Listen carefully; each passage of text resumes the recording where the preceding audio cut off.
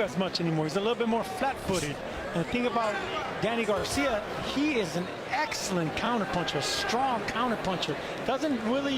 He's not a volume guy. He just looks for the right shots, and he has accuracy, deadly accuracy, especially with that left hook. Yeah, but Sergio, you're kind of describing the guy that was at 140 pounds in that description, because when he moved up to welterweight, he was successful, won a world title, but he lost his 3 biggest fights, 2 of them very close, I'll give him that, but didn't look as powerful at 147 as he did at 140. 154, he went the distance against Jose Benavidez. That's my big question with Danny Garcia. Does he have the power at 157 at middleweight to gain the respect of Erislandy Lara? You hear the cheers from the crowd here at T-Mobile Arena as both men getting a look at one another here in the early going. And Lara, even though he's more exciting these days, he still can slow the pace of a fight to a crawl because of his defense and because of that threatening left hand. For this fight, yes, because Danny Garcia is flat-footed. You know, he has excellent accuracy and timing. You know, he'll punch in between the shots, especially with that left hook. And like he caught Amir Khan with that overhand right. But whenever you have good distance control and range, like Erislandy Lara from that southpaw stance, especially with all that amateur experience, you need footwork in order to close that distance. Just gauging one another's reactions here. Lots of feints. And the boos have begun already as we wrap up round 1. To do it that's the difficult part, and he's gonna find something different tonight. All right, here we go. Ready? I was born ready. All right, born ready. All right, Canelo, best of luck. Thank you. So round 2 underway here between Erislandy Lara and Danny Garcia. You heard the ovation in the crowd. That's for Canelo Alvarez appearing on the Jumbotron here. The crowd was booing Lara and Garcia after the opening round. A lot of posturing in the opening round because both these guys, as we've described, very threatening power punchers. Lara obviously a lot more established at these weights as he throws that left hand right down the pipe. You know, everything Lara does is to try to set up that straight left hand. He was rather boring in his last fight against Zarafa, you know, through the first round and a half. Then the last 30 seconds of that round, he landed a titanic straight left hand that stopped that fight. The one thing Danny Garcia that has going for him that should carry up to this weight is his chin. He has one of the best chins in boxing. Yeah, everything's going to be off that jab and a straight left hand for Lara. Don't expect many hooks or even body shots.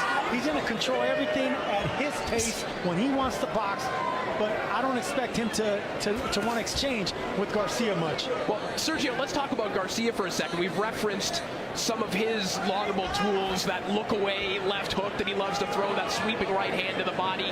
How much of that do you think works? And particularly against Erislandy Lara? Well, it'll work against the lefty. I mean, if you remember, Garcia had some success against Spence in the first half of the fight because he was punching in between the shots. That's what you got to do. But see, Spence is an offensive fighter. Lara's more defensive. He'll pick and poke at you just to get points. So Garcia's going to have to push the fight to Lara to try to open him up. You know, I talked to Garcia this week, and this is not the style so far that he said he wanted to fight. He said he wanted to be the one pushing Lara back. He said from watching his film that type of style tends to give Lara some problems. Noting Brian Castano had some success in his fight with him 5 years ago. So right now it's Lara on the front foot. As this fight progresses, I think Danny Garcia is going to want to be the one moving forward. Yeah, but Garcia's going to push him back. But right now he's gauging the speed, the range, the distance, the power of Lara. You can expect Garcia to get that timing down, and he's going to start throwing some major hooking bomb-type punches. Nice 2-1 there from Lara. Comes back behind it with a nice jab. Good swivel pivot there by Garcia. Garcia has like really smart footwork. It's flat. He's flat-footed, but he knows how to use that to try to stay in front of his opponents. Left hand comes over the top there from Lara. Not a lot happening, but most of it in this round was offered by Erislandy Lara. Super middleweight titles on the line. Canelo looking as relaxed as ever and as relaxed as he's been all week. Yeah, take it for what it's worth. worth, but this is the most relaxed I have ever seen Canelo Alvarez. And I've seen him pretty relaxed before fights against Rocky Fielding, before fights against Sergey Kovalev. This is a confident, relaxed Canelo Alvarez ready to work. Yeah, he ain't worried about nothing, man. I mean, everyone has to respect power, but you know, whenever you face so many great fighters with power, it's not going to be enough. Danny Garcia trying to offer that straight right hand a moment ago. That's that dangerous left hand from Erislandy Lara. That same one that knocked out Michael Zarafa earlier on this year on the Zoo Fundora undercard. Lara, the oldest current world champion, 2 years older than the man in second place, the light heavyweight champion, Artur Beterbiev. Yeah, the left hand is, of course, laser-like, but it also has a good radar because it goes where your head goes. You know, he just doesn't punch right at the target. He can sometimes punch where your head's going to be at. That's what makes Lara so dangerous at all times. It's not dangerous because of power. It's precision and the fact that he knows where your head's going to be at with all that experience that he has. Yeah, to your point, Sergio, he can kind of change direction with that left hand a little bit. To make a Canelo reference here, it's something he does really well, too. He'll show you a shot that he's not actually throwing. It'll come at a different trajectory. It's a beautiful thing, man, because it's something that you're innately built with. You know, you can't work on that radar. You know, it's just something you have. Instinct is what it is.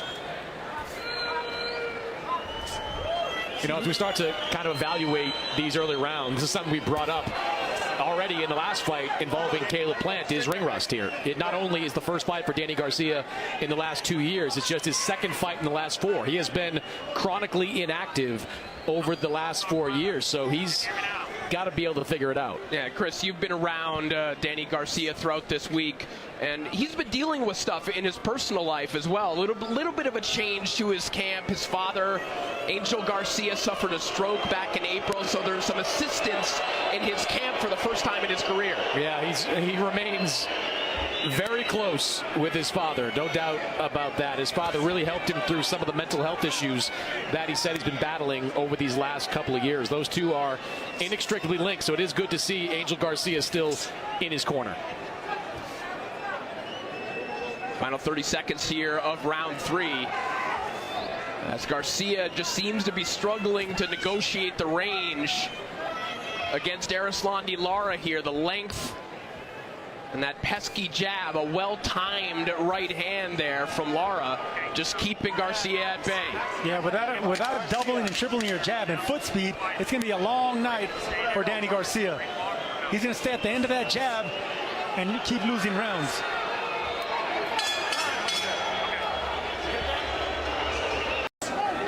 Not a punch, it was a headbutt, which you could expect with orthodox and southpaws. It's tough to see that, or to have seen that in real time, because these two have not been in close proximity for very long, or very many times in this fight thus far, as Lara just cruising on the outside right now. I mean, I say on the outside, he's right in front of Garcia. This is not Lara moving around the ring to keep him at bay. No, Corey, you brought up the change of style in Lara over the last few years. It has not prevented him from remaining still an excellent defensive fighter. Like, his efficiency numbers defensively are still really good. So he doesn't move like he used to, but he still is able to avoid shots pretty well.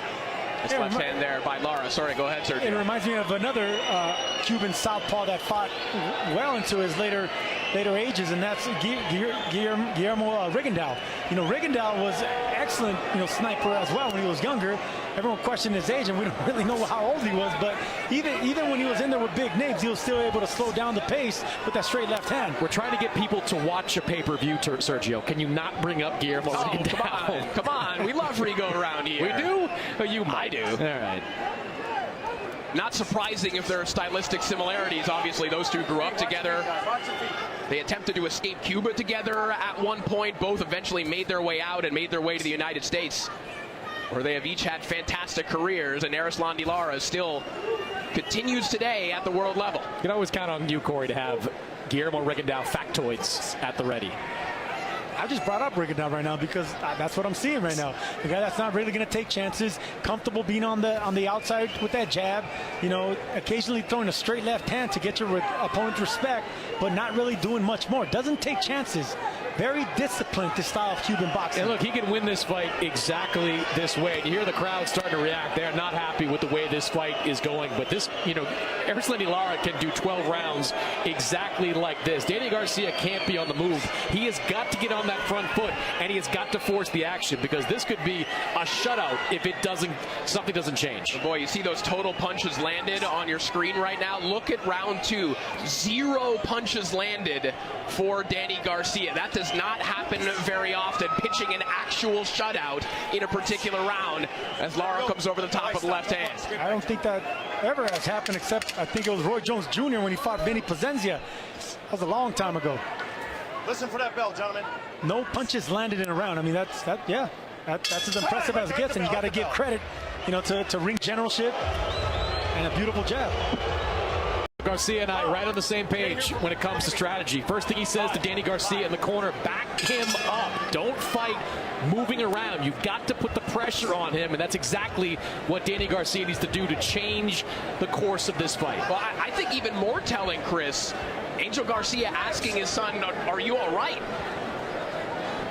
And that's not because of the punishment or physical punishment. It's where his head's inactivity. No, inactivity and where his head's at. You know, Danny Garcia, like we touched on earlier, has had his issues with mental health issues. So where are you mentally? That's everything is a mind game, man. If you remember, you know, after a fight, Danny Garcia broke down, you know, in a fight. So you gotta know that the fight is still in you in order to be in that ring.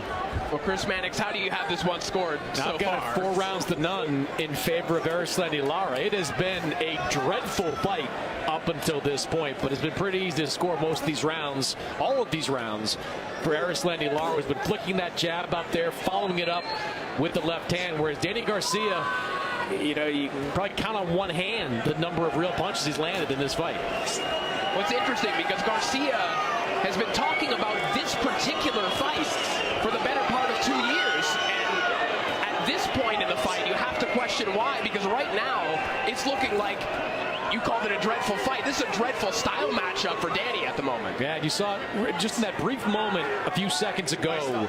Garcia had Lara sort of a few feet from the ropes, and as he was there, you could see the corner of Danny Garcia waving him in, telling him to put the pressure on. He's got to start doing more of that as this fight continues. If he does that, he might walk into left hands like that one, Sergio. I know you saw that one. You saw it, man. I mean, you don't need to be a vicious body puncher to punch hard, man. As long as you do it with leverage and accuracy, and you're seeing it right there with Lara.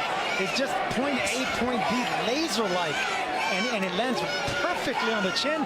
Hey, you're going down. You're in trouble. We're seeing why, in terms of plus-minus, in terms of statistics, Erislandy Lara, according to CompuBox, is top 10 in terms of punch accuracy and top 10 in terms of defensive prowess. And it's because he can shut you down like this. And it's footwork as well. Look at the foot placement of Lara. You know, he has a right stance, which is rare. You know, a lot of fighters don't like that. But because he's so good with it, he steps back nicely and he uses every southpaw advantage. Lara's like the prototypical southpaw. When you want to teach someone how to fight left-handed, just study guys like Erislandy Lara. It ain't pretty, it's effective, and you could definitely be effective all the way into your 40s. See Garcia attempting to go to the body. Lara thought one of those shots was a little bit low. Now trying to come over the top of the sweeping right hand. Glimpses of life from Danny Garcia, but he gets popped with a quick left hand there from Lara. And a nice lead jab there as well. Another round in the bank for the American Dream in Danny Garcia's corner, telling him, show him some more feints.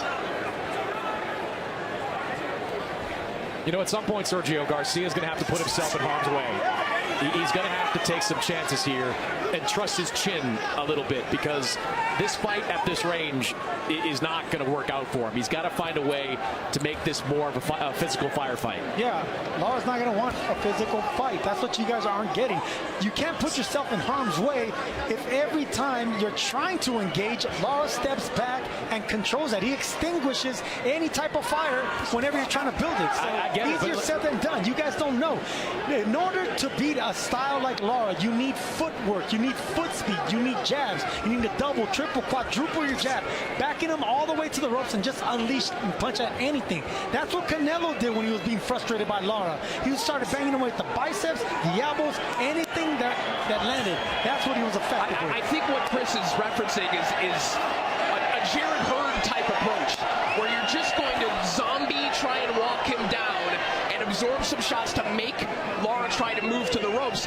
That, of course, necessitates absorbing these bombs of left hands. Jared Hurd was a 6'1" strong southpaw. We're dealing with a fighter that's 5'8" in Garcia that doesn't have the tangibles or the speed or the height or anything else that we're talking about with Hurd. So all right, the flip side of that is I throw Brian Castano out there, because that was a highly competitive fight several years ago, and the success that Lara had was when this fight was at this kind of range. The success that Castano had in that fight was when he was able to apply the pressure and throw punches in the close to the area of the body. And that's a better example. Yes, I agree with that right there, Chris Maddox. Well, and to your point, Sergio, I think what you're asking is, stylistically, does Garcia actually have that in him, but also maybe at this age, at this weight, possibly have it in him? Could he extract that from himself in this fight? I just think it was a bad style matchup coming off a long layoff at this age, with being that inactive, being 36 years old. Just, that styles make fights. You don't fight a guy like Lara whenever you're not sharp and accurate and confident and have momentum on your side. You're just going to be following him around, getting popped with jabs like that. I could easily see this fight being a one-sided, shutout, because Lara's not going to let Garcia in this boxing fight. It's not a fight, it's a boxing match.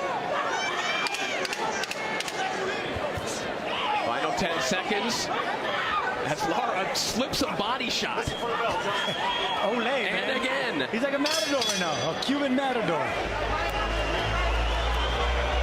Actually, what they're doing is suggesting he tempt that left hand, Lara's best weapon, to try and land something. What do you think about that? Yeah, but Lara's too smart and disciplined to give him that. I get what they're trying to tell Garcia. I mean, look at when Garcia fought Amir Khan. Amir Khan was outclassing him in, 1-2 rounds, but then Amir Khan is reckless in his offense, and he got caught with something big.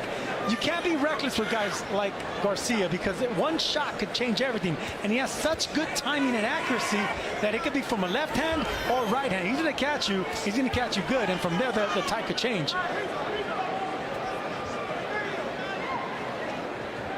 Well, the edict in the Garcia corner overall was back him up. Right now, it's Lara who's stepping forward.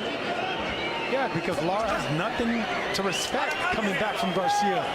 It's like there's no fight in Danny Garcia. There's no fight there's no spirit. That fighting spirit, the eye of the tiger, none of that is inside that ring, or even when he goes and sits down in that corner. And look, he had that early in his career when he was at 140 pounds, when he was fighting Amir Khan, when he went in against Lucas Matisse, who at the time was an absolute killer in the ring. Fought him on the undercard of Floyd Mayweather against Canelo Alvarez all those years ago. That was a hungry version of Danny Garcia.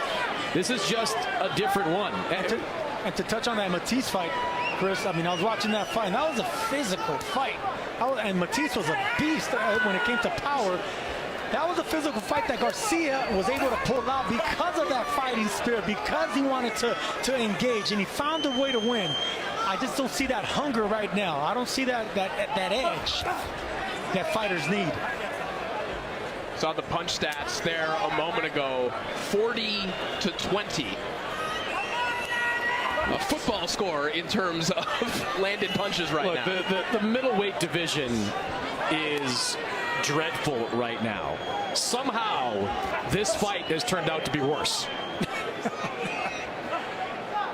Well said. All due respect to Carlos Adames and Janibek, the other reigning champions at 160 at the moment.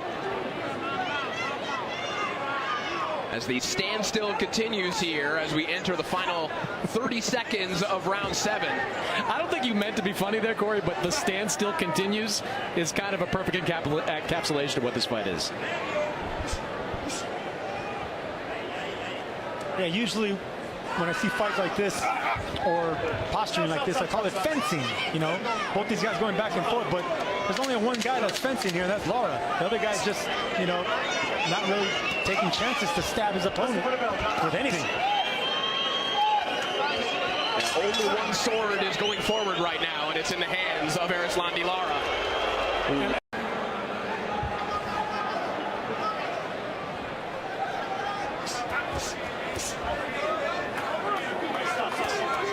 We're back to action here in round 8. Although the skyline of Las Vegas probably had more action than what you've seen in the ring thus far. There's a right hand from Danny Garcia, but Lara immediately gives him something to think about with that check right hook. Not only the check right hook, but the way he pivoted back to the middle of the ring. He wasn't going to allow himself to be pushed back into the ropes. Ring generalship 101 by the Cuban sniper.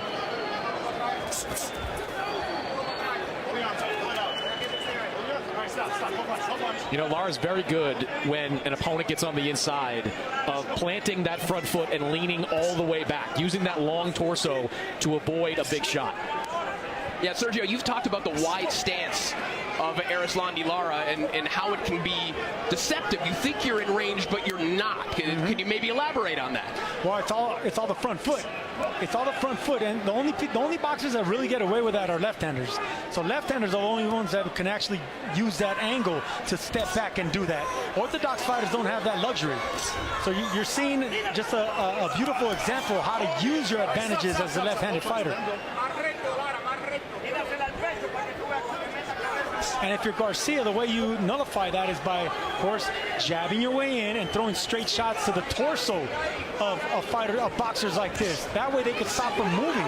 And once they stop moving, that's when you punch away at the biceps. A little bit of excitement in the Garcia corner right now as he breaks through with a couple of shots. And it needs more than just one shot or two shots, Sergio. He's got to throw 3-4 punch combinations when he gets him on the inside. There's a couple of moments there, maybe some of Danny's best moments of the night when he landed body shots there. He's got to be more than